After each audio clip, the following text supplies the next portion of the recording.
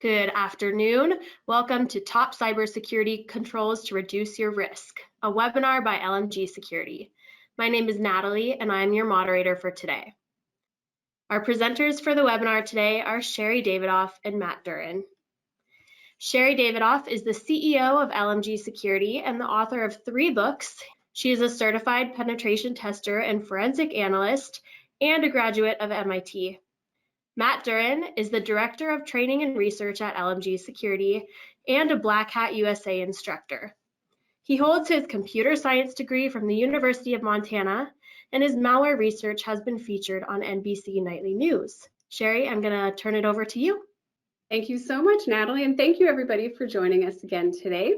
Really excited about our run through of top security controls. So much changes in a month. We have all kinds of new case studies and articles to share with you, as well as some new developments in the regulatory landscape. So with that, let's jump right in. As you probably know, some security controls are more effective than others. You can spend a lot of money on cybersecurity and still get hacked, particularly if your spending is ineffective. Take a look at some of the pictures here. These were provided to me by a colleague who does physical penetration testing. I love the one on the right in particular. I'm sure that that fence cost a lot of money, and yet anybody could just hop over the top of it. So again, it's not as much how much you spend, so much as what you are spending your money on that can truly make a difference. And what we're seeing today are statistics showing that cybersecurity spending is often not as efficient as it could be. Today, our goal is to give you some tips for making sure your spending is as efficient and effective as it can be. So for example, here's a survey by Logarithm.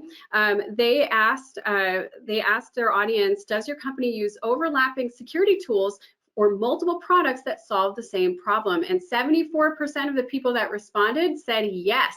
So we have overlapping security tools. We're solving the same problem multiple times, which means, again, we're not using our resources as effectively as we could be. And then came the follow-on question, why do your security solutions overlap? Because maybe it's for the purposes of redundancy.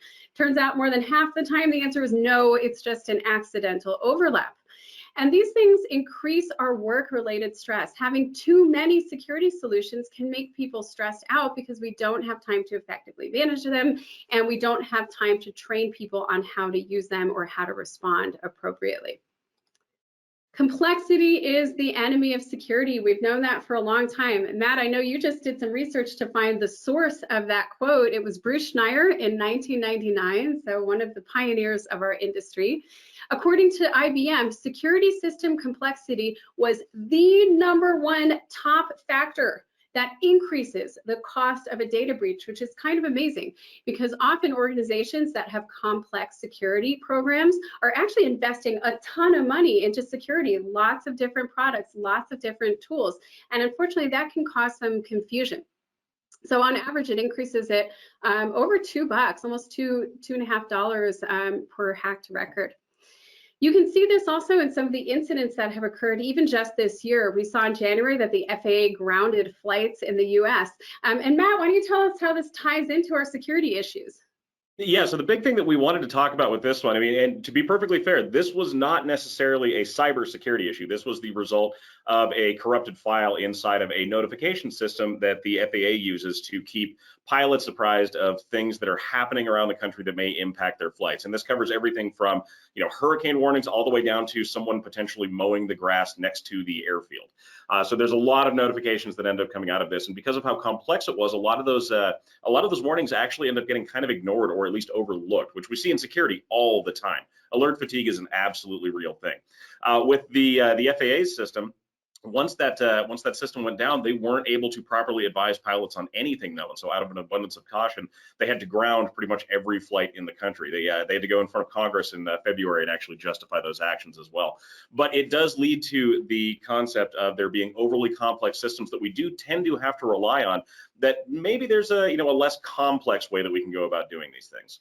Yeah, this really shone a light on, and you can see in the articles on the screen here, how it really has made people focus on the complexity of the underlying system and how that can increase risk for all of us. And I would consider a database corruption issue to be a computer security issue.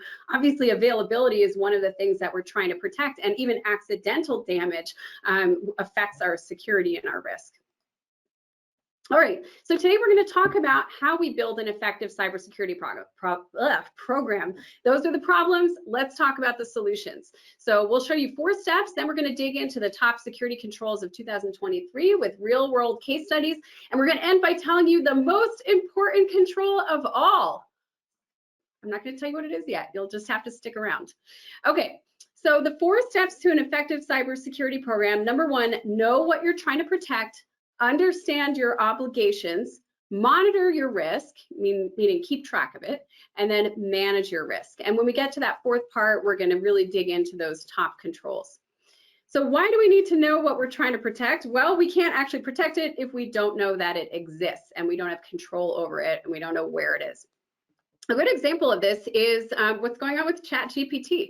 So often we think we have control of our sensitive information, but time and time again, we see that staff members or third parties are accidentally putting this in other places that we may not realize and may not have control over. So just recently, it came out that Samsung employees had leaked sensitive information to ChatGPT.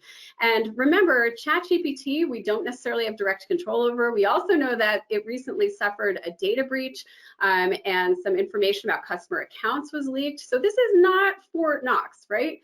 And it's not something that companies have really vetted for storing sensitive information in most cases. So Samsung put out an alert to their employees saying, be careful, don't upload sensitive information to ChatGPT. One of the things that happened was an employee had an error in their code and submitted the source code to ChatGPT. So that puts them at risk. If there's a vulnerability, it's easier for attackers to find it if they have the source code. And also that may be used for training purposes. You don't know what happens to that information. Also, a Samsung employee submitted not just meeting notes, but actually a recording. They translated a recording of a video meeting into a document and then submitted the document to ChatGPT in order to help make a presentation. So that whole transcript of a recorded meeting, boom, went up to ChatGPT to help create a presentation. And then there was other sensitive information like yield, optimization data, things like that. For many organizations, we may have no idea what information is being submitted to ChatGPT until suddenly it starts being leaked, either included in training information and then accidentally published potentially down the road, or if ChatGPT gets breached, we may find out about it. I know in the early days when hospitals started adopting the cloud, we saw employees uploading sensitive information to the cloud and getting fined just for that. It wasn't even necessarily leaked. They were fined simply for uploading sensitive data to the cloud. So we have to be really careful, make sure our users are trained on what's appropriate, what isn't, and that we're having control over data. Controlling your data is absolutely critical for ensuring that you can keep it safe. You don't want it to be floating around in random cloud applications like ChatGPT.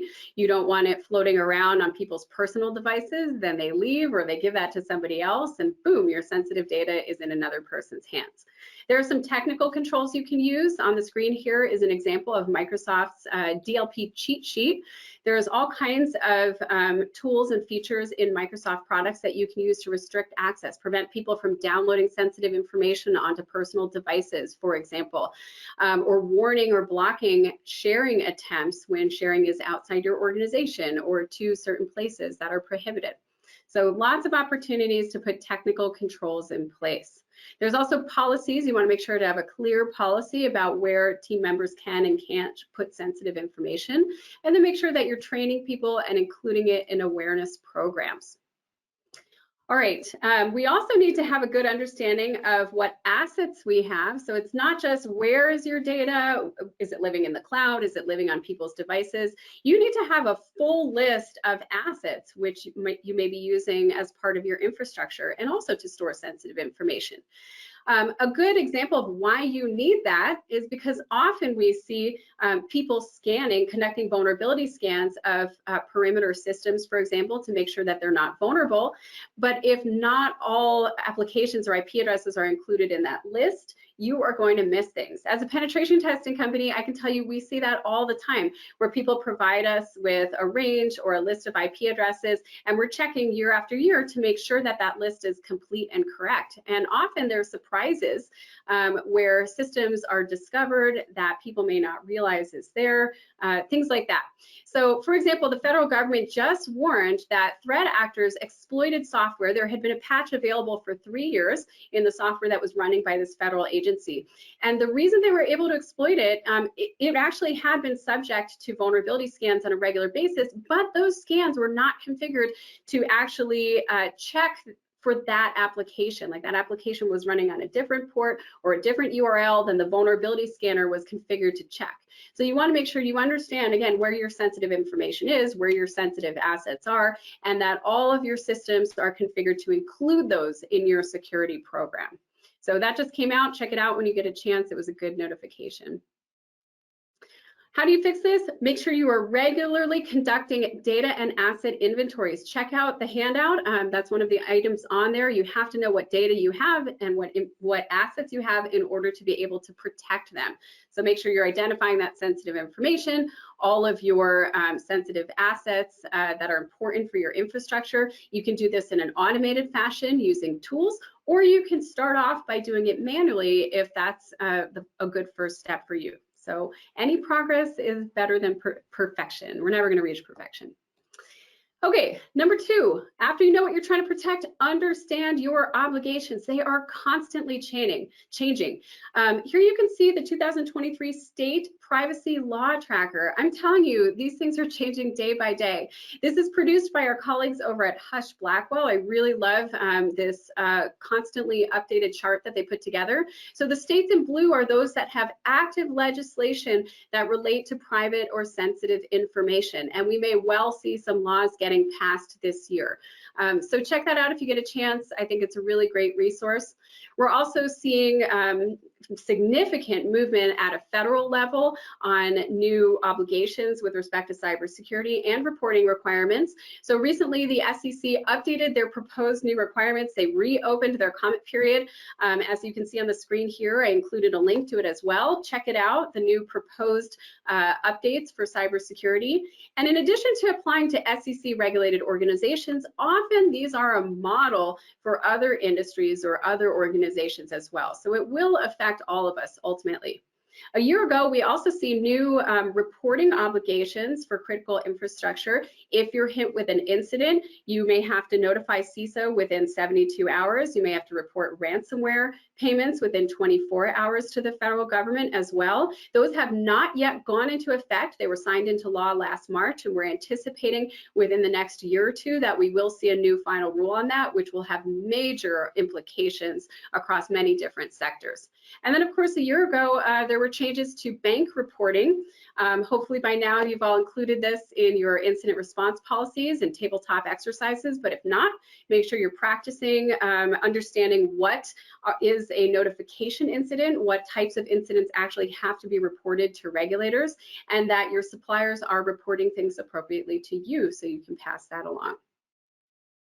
And then finally, we're seeing actual fines and lawsuits and settlements happening because of these as well. So just in the past 6-7 months or so, we saw the first CCPA enforcement where Sephora was fined $1.2 million.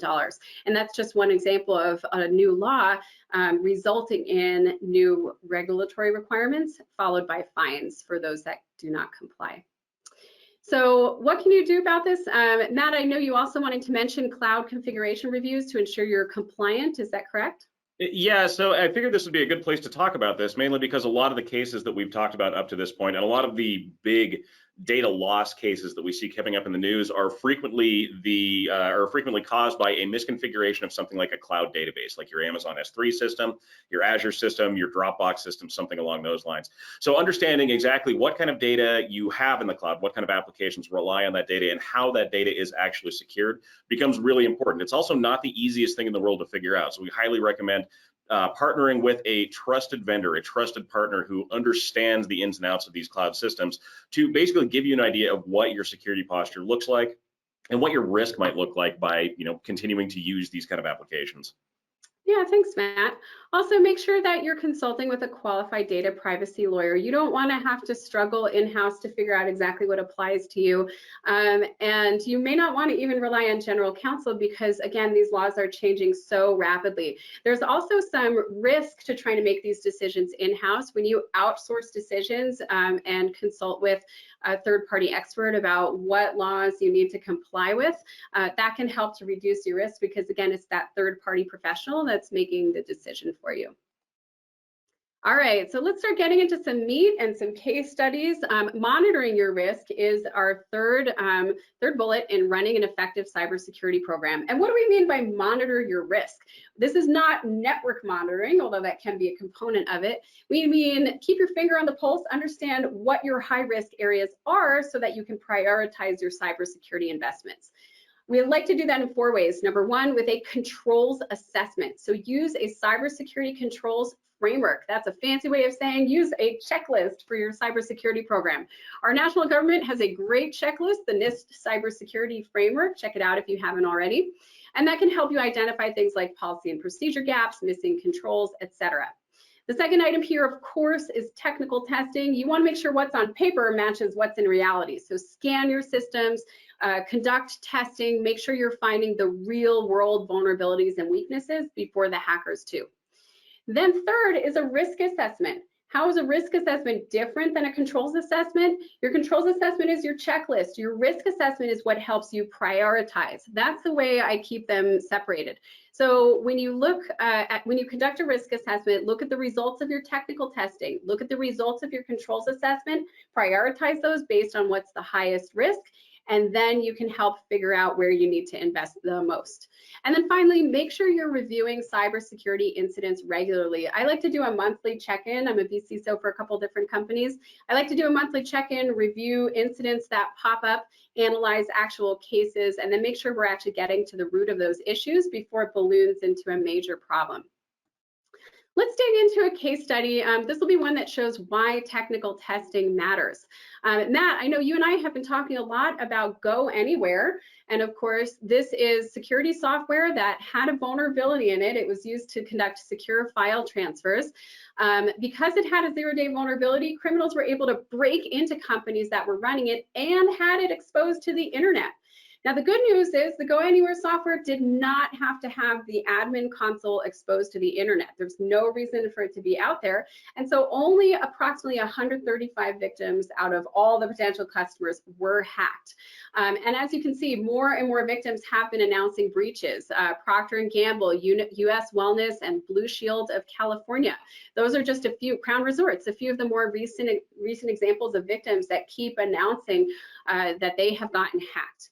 But this is a perfect example of why we need to check our perimeter, why you need to regularly scan your attack surface, because these could easily have been put behind a fence, put behind a firewall, so that criminals couldn't break into them at all, even if they were vulnerable. We know, based on the Microsoft Digital Defense Report and others, that when a vulnerability is announced, the patch may not be immediately available, and you may not be able to scan for it for weeks, if not months. Here you can see, on average, when a vulnerability is publicly disclosed, typically it's 120 days, 2 months, before it is available in vulnerability scanning tools.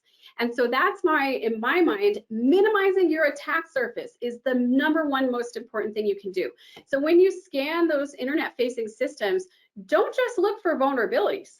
Look for anything that's exposed and assume it has a vulnerability in it, because you may well find out in a month or 2 months or 6 months that it actually does, and by then it's too late.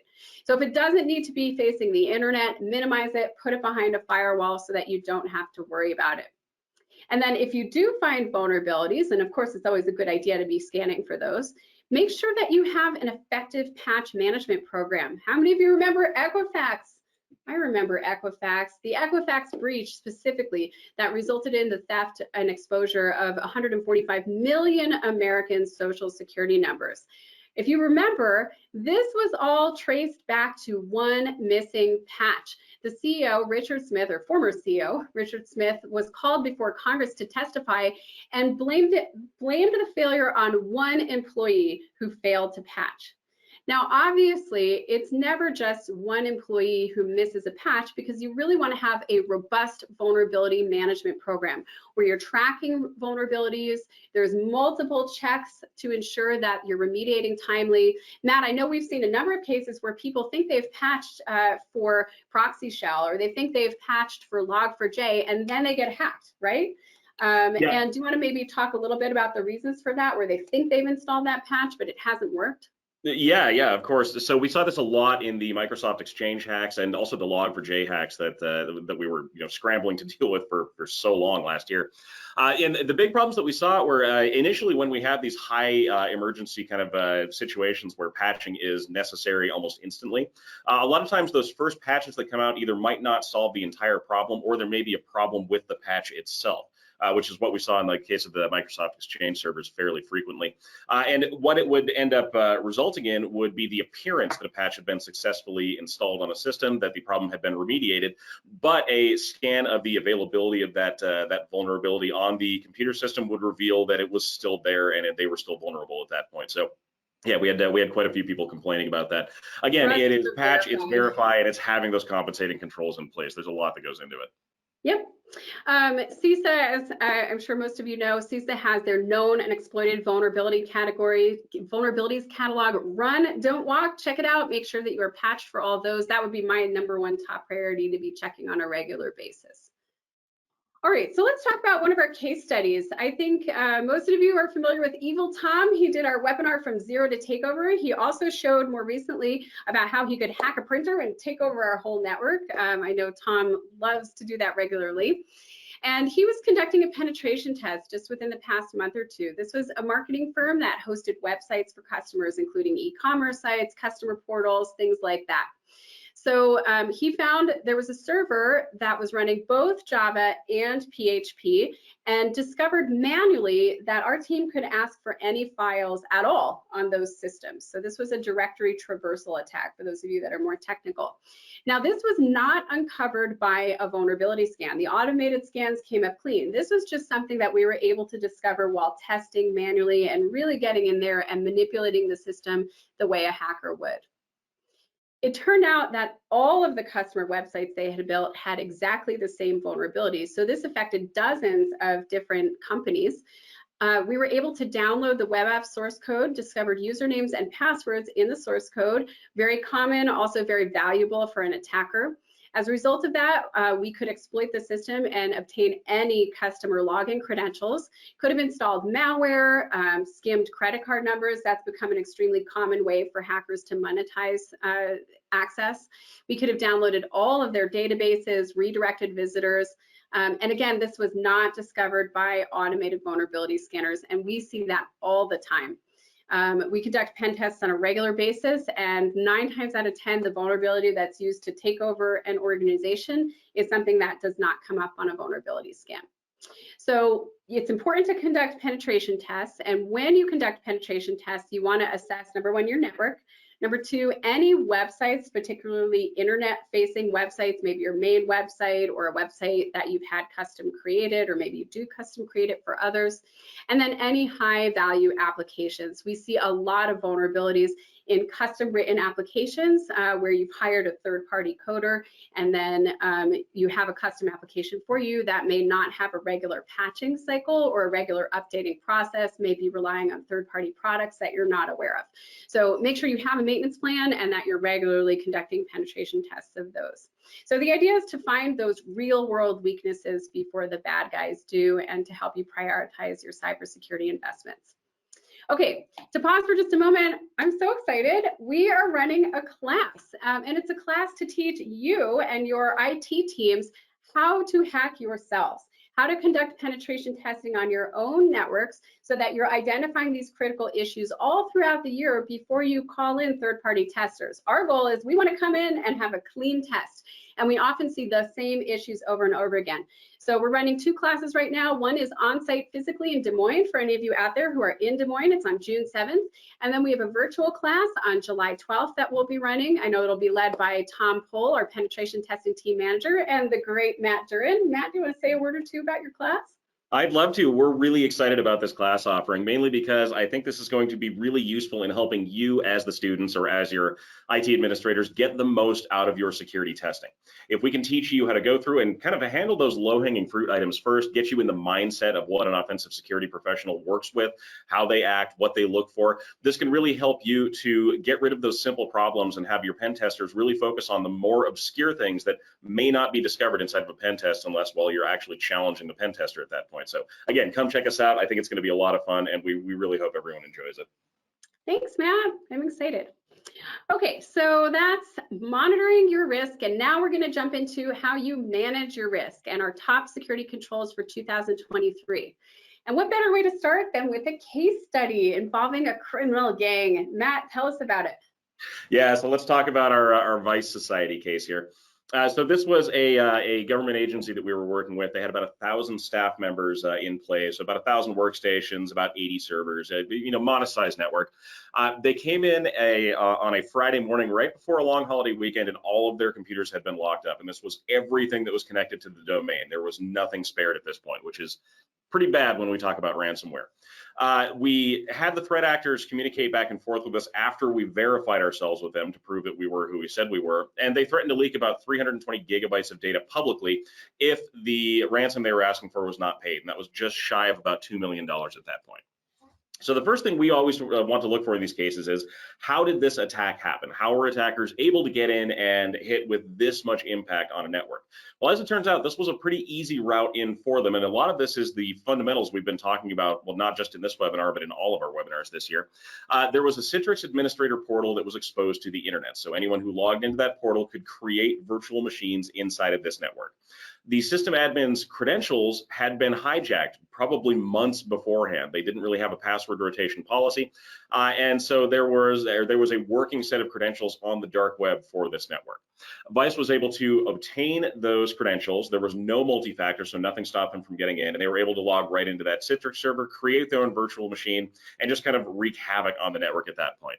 They were in the network for 2 months, which is a really long dwell time, especially for a newer ransomware operator. The way they did this was by basically just abusing the fact that there was no advanced security software in use on this network. They had Microsoft Windows Defender only, no EDR, no XDR, nothing as far as like behavioral detection would go. And so they were able to take their time. And in doing so, they were able to move all the way through the network, gain access to the domain controller, and then using group policy, push that ransomware executable out to everything on the network after they stole data, of course. So one of the things that we wanted to point out as a big control here is that lack of multi-factor authentication. Now, having that exposed Citrix interface is one thing, but if you're going to have something like that out there on the internet, you need to have compensating controls in place. And one of the best compensating controls you can have, especially for a system like that, is going to be strong phishing-resistant multi-factor authentication. Now, we've talked about this ad nauseum in multiple other webinars, but remember, when we're talking about authentication, we're talking about how we verify you are who you say you are. Something you know, like a password, something you have, and then something you are, like a biometric fingerprint or a biometric read or something like that. Use more than one of those and you've got your multi-factor authentication going. And we highly recommend this on every possible system you can have multi-factor going on, both internal, external. Stay away from things like SMS or email. Those are less secure. If you can use an application or if you can use a key fob or something like that, it's always going to be better. But it's a massive control, and it's something that we, again, highly recommend to have enabled for every possible system you can have this enabled on. Yeah, and check out our webinar on Beyond Passwords. It's in our YouTube channel, where we really go into depth on authentication and the future of authentication and what to expect down the road. A lot of good details in there.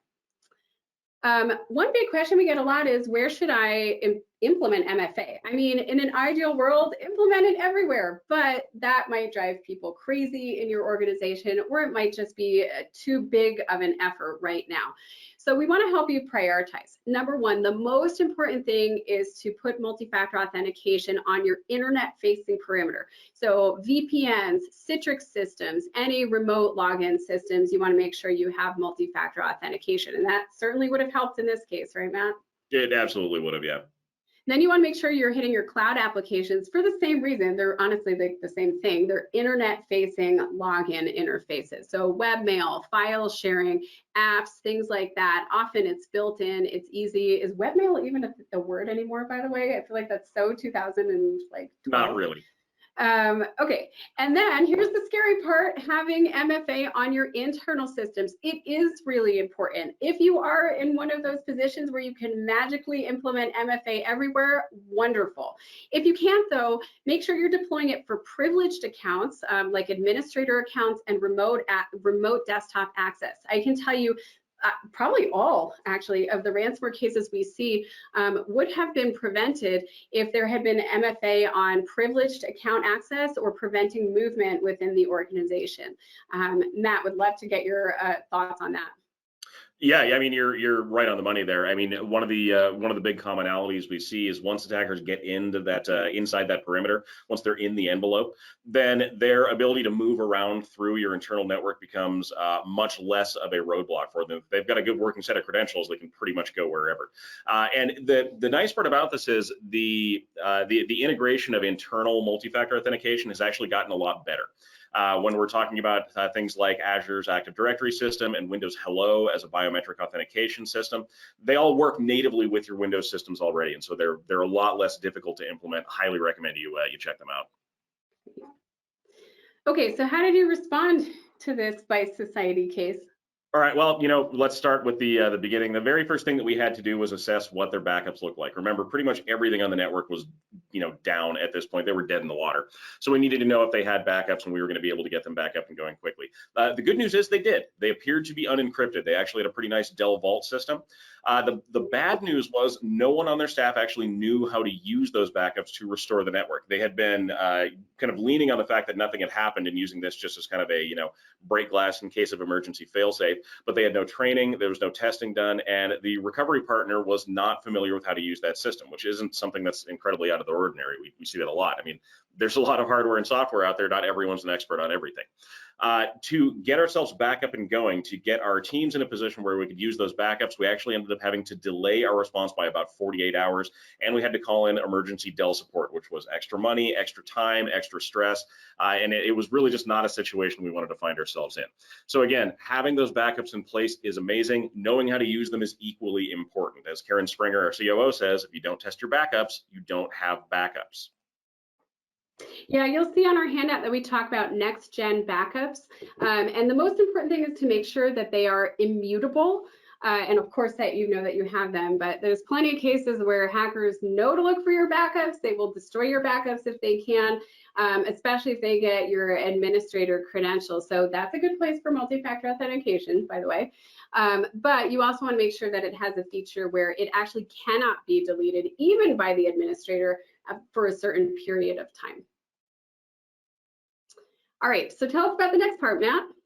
All right, well, next we had to go in and actually secure the environment. And remember, when we showed up at the scene of the crime, as we're going to go ahead and call it, the only security software that the victim had in place at that point was standard Microsoft Windows Defender. And unfortunately, just having a signature-based antivirus product like that is not really going to be enough to protect your network against a modern cyber criminal group. We have tons of evidence showing how they get around these systems. We'll talk a little bit later about what exactly that means. But the next thing we had to do was roll out endpoint detection and response software. And in this case, we went with our partner CrowdStrike. And we provisioned the CrowdStrike Falcon instance, or a CrowdStrike Falcon instance, for all of the hosts on their network. We wanted to watch as soon as things came back online to see if there's anything special hanging out of the network still, if there was any malicious software, any attempted redetonation of ransomware. And then step 3 was MFA for everything we could get our hands on. We used Duo for their Citrix system, and then we used their the built-in Azure system for their Microsoft 365 environment. Again, really what we want to do here is set ourselves a good baseline and make sure that when we do start to recover, we're not introducing unnecessary risk or providing the adversary with an easy way to get back in the network, because that does happen. So because of all of this, we had a couple of things that we had brought in as takeaways. So first off, let's talk about that ransom payment, because this is one that we get questions on in a lot of different webinars. So we had a ransom, an initial demand of just about $2 million to release the data and not leak anything online and allow us to basically recover, unbothered. We actually ended up negotiating that down to about $700,000. Now, I want to be clear on this. The client did not end up paying at this point. We had backups. We had the backups operational. We verified that they worked. We didn't actually need to buy a decryptor. So the only thing there was the sensitive data that may have been taken. We worked with them and their legal counsel to get notifications prepared. We were going to have to send those out anyway, so paying the attacker at that point would really not have done us much good.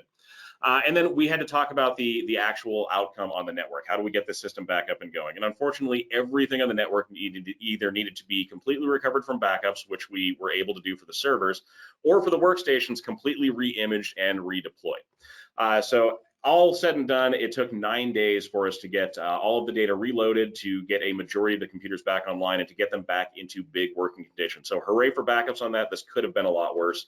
And again, it underscores a lot of very important controls you need to have in place on your network. Yep, absolutely. This is one of the reasons why, again, you see actually employee training as well in our top controls, because if you look at this case, one of the big causes was password reuse. So we had, I mean, ultimately that was the original cause if you trace it back. So an employee had a password which was available on the dark web, probably used on personal systems as well as work systems. That's something where you can only protect, your protection can only go so far, your technical controls. You also need to set policies and train your users on strong password hygiene, how to resist phishing attacks, including MFA, things like that.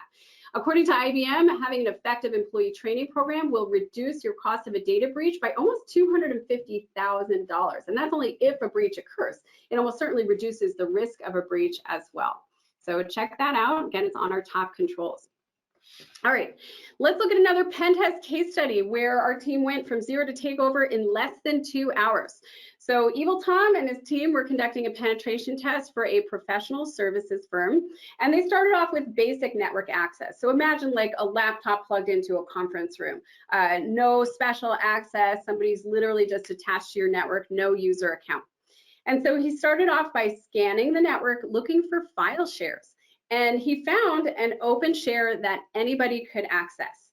Now, spelunking around, they found some funny files on that network share that most people wouldn't know what to do with. And it turns out that that file share contained virtual server hard drive files that could be mounted. One of them was a Windows server. So what would you do if you were a hacker and you had access to Windows servers? Well, in this case, they mounted the drive and they pulled off password hashes, including a local administrator password hash. So this is essentially an encrypted and changed version of a password. They were able to take that password hash and they used it to try to log into over 4,000 other servers, all the other servers on the network, to see if any of them had the same local administrator password. This was called, for those of you that are more technical, a pass the hash attack. And it turned out 9 of them did have the same password. So Evil Tom logged in and got lucky. Turned out that a domain administrator was also logged in on the same time. And if you're a local admin and a domain admin is logged in at the same time, you can be like a zombie and take over that domain admin's account. So that's exactly what he did. He then jumped into the domain admin's account, was able to run commands as administrator, and then added our own domain administrator credentials and our own domain admin account. Now, the creation of that new account ideally should trigger some alerts, right? How often do you have a new domain admin created? I mean, you want to know when that happens. But nobody noticed, there was no alert. So at that point, we had free reign over the network, could log into any computer, explore any file shares, really do whatever we wanted. At that point, game over. This gets to the importance of identity and access management. Having been in the industry for 22 years, I kind of see this as a catch-all term for a collection of tools and processes that are used to properly restrict access and manage accounts. So you want to make sure you're understanding what accounts are in there, removing old accounts, restricting access to resources. So that open share should not exist, right? We should know exactly who can access it. And this is where security is not about the new shiny thing, right? That's not going to save you from getting hacked. What's actually going to save you from getting hacked is crossing the T's and dotting the I's and making sure that your permissions are set correctly. And honestly, all that boring stuff that actually really does make a difference. I was talking to a colleague earlier today, and she pointed out that often you don't have to have domain administrator access to have a huge data breach or a major ransomware problem. Often, local admin is all an adversary needs to steal all your data and expose it to the world, sometimes even a normal user account. So just keep that in mind. Make sure you're getting alerts if there's a new account or an account is misused, and that you're just overall managing those accounts and permissions associated with it. And then, of course, another thing that could have prevented this is endpoint protection. So endpoint protection software is basically software that's installed on your endpoints that can automatically discover attacks or malicious activity and facilitate a fast response. And that is the key difference there between that and antivirus. A lot of it is in how much it facilitates the response and the types of suspicious behavior that it can detect and alert on. So in this case, a endpoint protection software could have alerted on the usage of PowerShell, an administrator tool on this particular system, could have detected the use of some of our hacker tools, and definitely spotted our pass the hash attack as we were passing those hashes around the network, a very abnormal way to be logging in. Matt, why don't you dig in and tell us a little bit more about endpoint protection, how it differs from antivirus, and why we need it. Yeah, so one of the big controls that you've heard us probably talk about, again, is going to be endpoint detection and response software. And there's a few different acronyms that will likely be used to discuss this kind of software, especially moving forward. EDR is the basic one. MDR is the managed version of that, meaning somebody else is watching that for you. And then there's XDR, and XDR is kind of like the next generation of this software. It includes things like your cloud services and your local services to make sure that you've got a good view of everything that's happening in all of your controlled assets at that point. Now, the thing that makes this so different from antivirus software and why it's so valuable, especially when we're talking about, well, the case that Sherry was just referring to, is because this is a real-time continuous monitoring system. It's not waiting for a malicious file to land on your network before it alerts you that something bad is happening. This is more looking at behavior in the network, how things are being used, when they're being used, what's being accessed, and a lot more. Now, most EDR software will also have a component that is regular antivirus software, because it is good to have that kind of software, and sometimes they don't play super well together.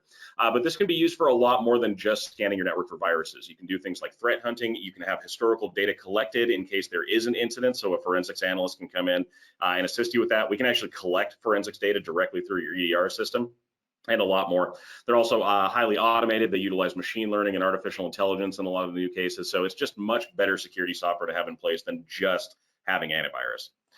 This also is really important because attackers in a lot of cases are not using malicious software. And again, we talked about this a lot last year, and we see an increase in where these kind of attacks are trending at this point.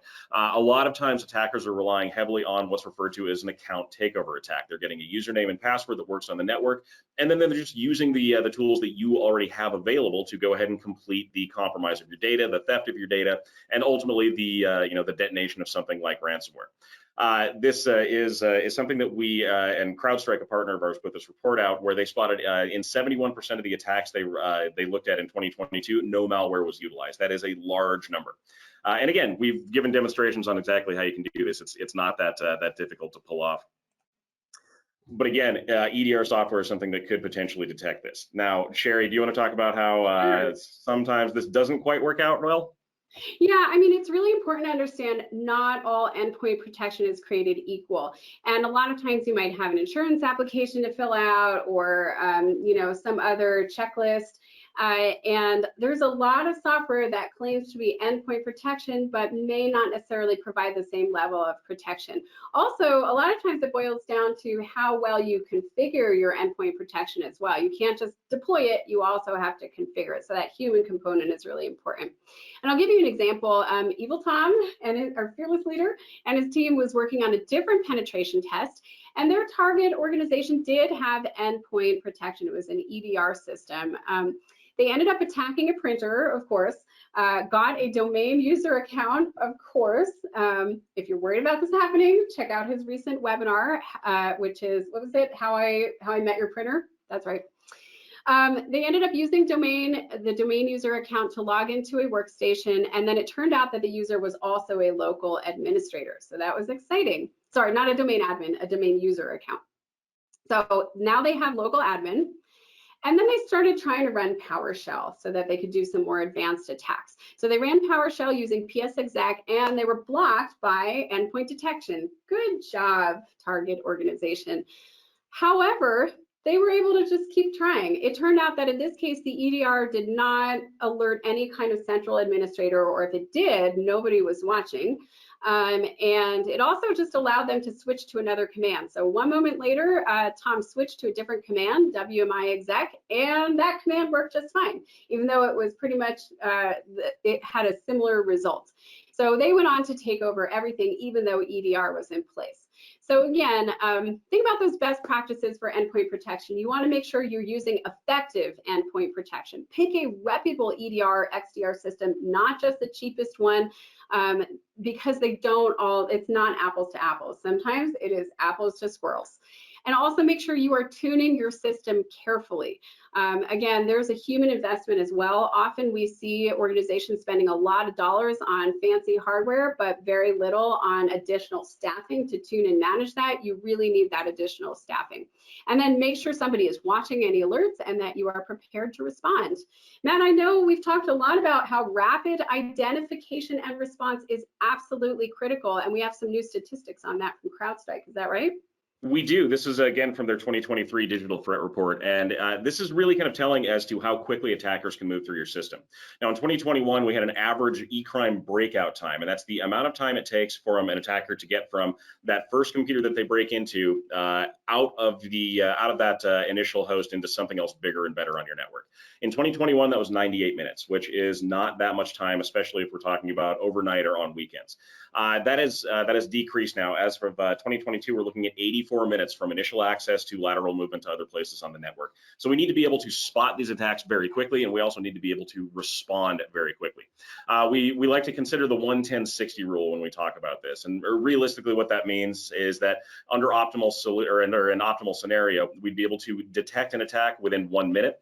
We'd be able to understand what the threat really was within about 10 minutes, and then we'd be able to fully respond within 60. Now, that's a rapid progression, and I understand that, but it is really important that we are able to catch and address these problems very quickly. Otherwise, bad things end up happening, like, well, ransomware as an example. Yeah, and this is why you also want to think about your after-hours monitoring. It's not realistic to expect, small to mid-sized organizations to have IT staff that are monitoring 24/7. You need to outsource. We've already seen attackers watching for holiday weekends. We call it Forensics Friday for a reason. They want to be able to get in there and spread through your network while nobody is looking. So finally, your response matters. We've talked a lot about the importance of tabletop exercises, and I think it's important not just to conduct tabletop exercises, but make sure that those actually match your real world processes. So a big mistake I see a lot of people make is forgetting to include their insurance contacts in there. Like, boom, right away, call your insurer, see what their processes are. That needs to be part of the tabletop. Make sure if you are going to refer to outside counsel, you know who you're going to talk to. If you need to contact a third-party vendor, you know who that is and what kind of information they're going to provide. So you want to make sure you're testing it. According to IBM's cost of a breach, the average cost savings associated with incident response plan testing and training is $2.66 million. That's huge. All right, so the number one control that we want to talk about is strong leadership, specifically a qualified information security leader. This has become the phrase du jour, and we'll get into that in a second, but it also makes sense. There was a great quote from Deloitte a couple years ago that says, how a security program is planned, executed, and governed is likely as important as how much money is devoted to cybersecurity. You want to make sure you have a dedicated expert, someone with experience in information security leading your program. One of the biggest mistakes we see is merging IT and information security. They are not the same thing. Your IT experts are not cybersecurity experts, and it may be the case that vice versa is true. They are different specialties, just like a podiatrist is not a cancer doctor. Two different specialties. And also just sometimes having the checks and balances can really help make sure you have a strong program as well, especially if you outsource your IT. Again, we're also seeing compliance and contractual requirements. So for example, the FTC safeguards rule, which applies to non-banking financial institutions, now requires that you have a single qualified individual that oversees your cybersecurity program. And what do we mean by that? And by the way, the FTC safeguards rule applies to all kinds of non-banking financial institutions. It can apply to college and universities that accept federal financial aid. It can apply to auto dealerships, mortgage brokers, accountants, and tax preparers. So these are a wide range of organizations that suddenly need to identify a qualified individual. And unfortunately, qualified individuals, there are not that many of them out there. Cybersecurity is one of those new blue collar industries, new collar jobs. And so it's been hard for dealerships and, again, tax preparers, universities to get access to these qualified individuals. The good news is you do not necessarily need to have a full-time person in that role. As we'll talk about in a minute, there's a lot of outsourcing happening that is making it more accessible to people, which is good. We're also seeing some gaps in supporting staff as well. So there's a cybersecurity staffing shortage, and that is increasing risk. According to a survey by ISC Squared, 54% of organizations say that they are experiencing moderate risk increase because of a staffing shortage, and then 20% have extreme staffing shortage, those that have, extreme risk because of a security staffing shortage. You can also see this in the details. Matt, here's an example of just one of the cases we've had where ransomware hit an organization, and you could see how the staffing shortage caused that crisis. Matt, you want to talk about this real quick? Yeah, this is a case that we've actually talked about in a few different webinars, but it keeps coming back around because there were so many great takeaways from it. So this was a law firm that we worked with that was impacted by the Globe Imposter ransomware, and before the Globe Imposter ransomware hit, about 6 weeks prior to that, there was a Dridex banking Trojan infection on the network. Now, the Dridex is a Swiss Army toolkit for hackers. They can steal passwords, they can steal payment info. There's a lot they can do. The great news here is that they had an IDS system on the network that actually did detect that this application was propagating through the network. Now, this is a detection system, not a prevention system. So all it's going to do is alert that something weird is going on. The bad news was the email address of the former IT administrator who had set that system up was no longer active on the network, and his information wasn't being forwarded anywhere, as were the notifications from this IDS system. So nobody actually ended up seeing where in the network this was going, how badly they had been impacted at this point, or what they needed to actually clean up. And it actually led to them getting encrypted twice by the same ransomware group. They decrypted once, they recovered from backups once. The attackers came back in because they still had that back door, encrypted them a second time, and got the backups the second time. So it got bad about that one. Check out our ransomware book if you want to see a more in-depth case study on that one. Yes, thanks, Matt. Yeah, I mean, we have seen this time and time again where an intrusion detection system is screaming out into the night, accumulating alerts that nobody has time to see. And in one case, nobody even knew that the intrusion detection system existed because there had been quite a bit of turnover. So you really do have to make sure you're investing in the human side. Outsourcing is a reasonable solution. Remember, there's just not enough qualified security professionals to go around. So when you're looking for a cybersecurity leader, look for someone with actual cybersecurity experience, not just certificates. I like to look for somebody who has blue team experience in IT, as well as familiarity with risk assessments, or at least strong experience in IT, familiarity with risk assessments, controls frameworks, reviewing the results of technical testing, things like that. According to IBM's cost of a breach, it reduces the average cost of a breach by almost $145,000.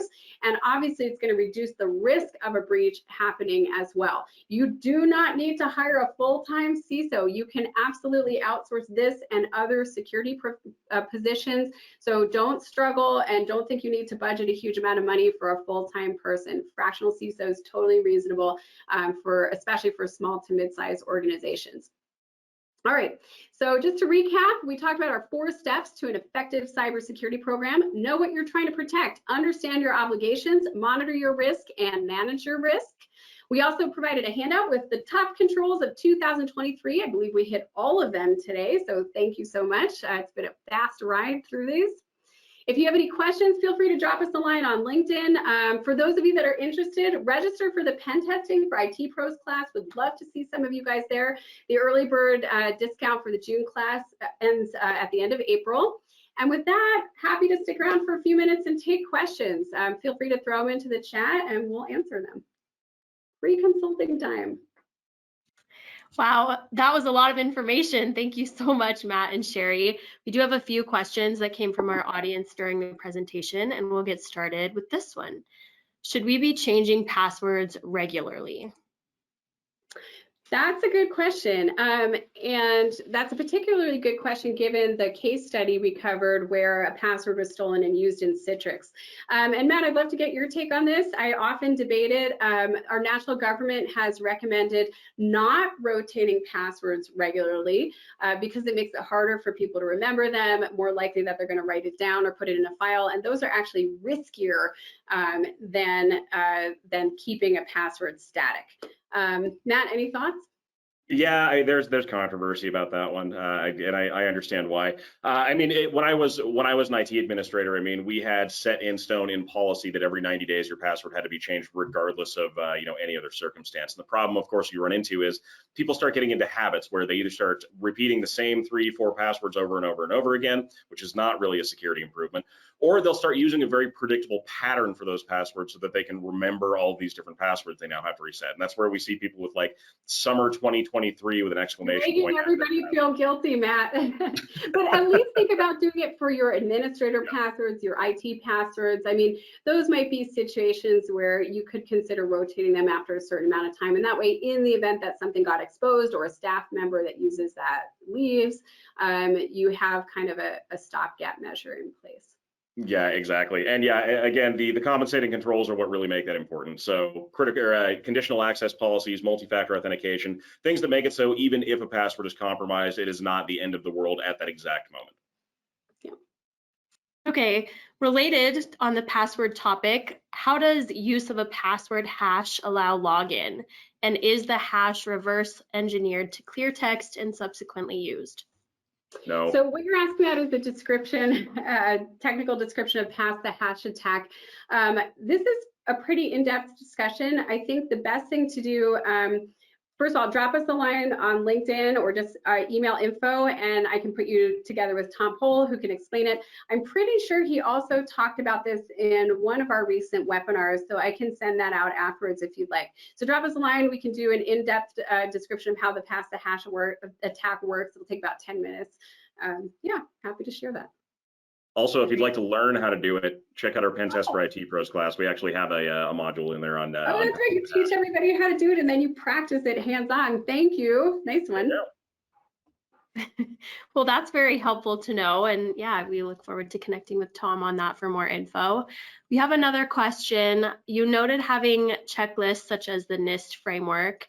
It sounds like this person is looking at the CIS controls as a foundational phase, as they felt NIST was more involved. Are you able to speak to it, and is that a valid starting point? Yeah, I do. I mean, the CIS Control Center for Internet Security Controls are certainly valid. They, back in the day, I think this is like 12, 13 years ago, they solicited input from community members. I actually had the opportunity to weigh in at a certain point. And I do think it's, the nice thing about the CIS top controls is that they have risk built in to a certain extent where they help you prioritize. At the same time, it's not as comprehensive. It doesn't take in some of the governance pieces that some of the other frameworks do. And perhaps the biggest blocker is that it's a proprietary standard. For example, if you hire a third party like our company to do a review for you or to do a check, we are supposed to pay to license that from CIS, and that cost gets passed on to you. Whereas if you look at like our national standard, the NIST cybersecurity framework, that is free, it's open to the public. So I would definitely recommend that. And I just think it's a really widely accepted and well-used standard. Great. Well, thank you, Sherry and Matt, for taking the time to answer those questions and for today's great presentation.